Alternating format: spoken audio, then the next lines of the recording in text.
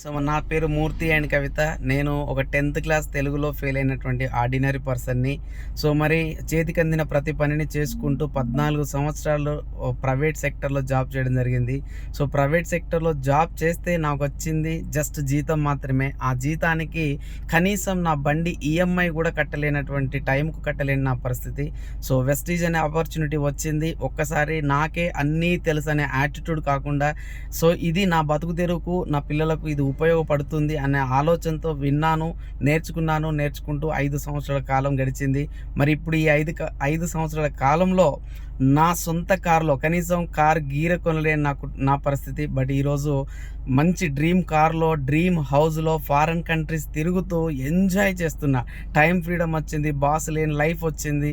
Excellent life మా చేతిలో ఉంది. సో మీకు ఈ వీడియో పంపిస్తున్న వారి చేతిలో కూడా రెడీగా ఉంది.